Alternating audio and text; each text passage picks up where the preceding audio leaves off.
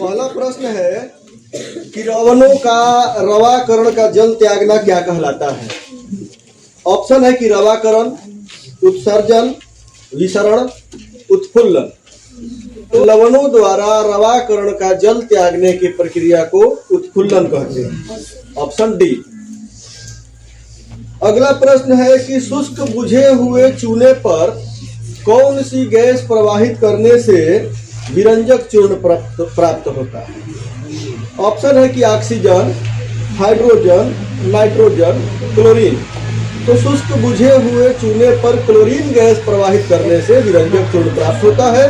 सही उत्तर होगा ऑप्शन डी, क्लोरीन। विरंजक चूर्ण का रासायनिक सूत्र होता है।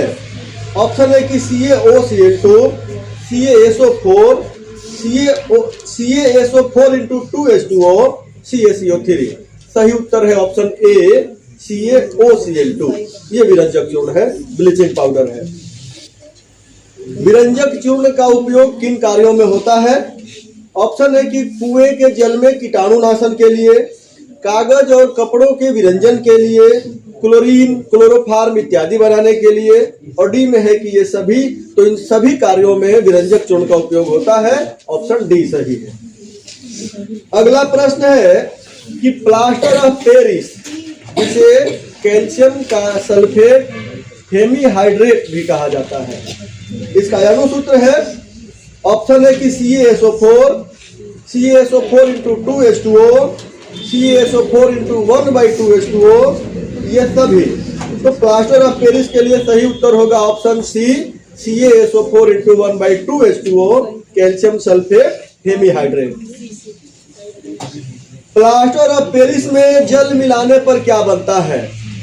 तो प्लास्टर ऑफ पेरिस जो कैल्शियम सल्फेट हेमीहाइड्रेट होता है, जल मिलाने पर यह जिप्सम में बदल जाता है, CaSO4 into 2H2O।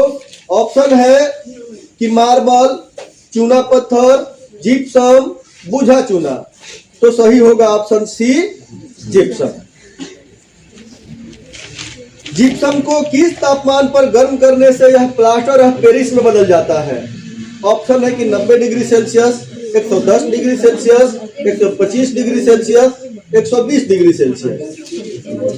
तो सही उत्तर होगा option D, 120 degree Celsius. Plaster of Paris का उपयोग कहाँ होता है। ऑप्शन है कि अस्थि चिकित्सा में, मूर्ति निर्माण में, सजावटी वस्तुएं बनाने में, एक से अधिक। तो सही उत्तर होगा डी, एक से अधिक। इन सभी कार्यों में प्लास्टर ऑफ पेरिस का उपयोग किया जाता है। जिप्सम का अनुसूत्र होता है CaCO3, CaSO4, CaSO4 into 1/2H2O, CaSO4 into 2H2O। तो सही उत्तर होगा option D, CaSO4 into 2H2O।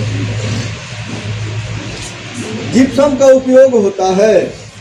Option है कि सीमेंट उद्योग में, चीनी उद्योग में, लकड़ी उद्योग में, संगमरमर उद्योग में। तो जिप्सम का उपयोग सफेद सीमेंट बनाने के लिए किया जाता है। ऑप्शन ए सही है, सीमेंट उद्योग।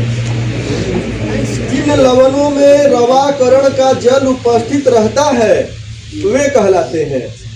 ऑप्शन है कि शुष्क लवण, प्रस्वेद्य लवण, अनार्द्र लवण, जल योजित लवण।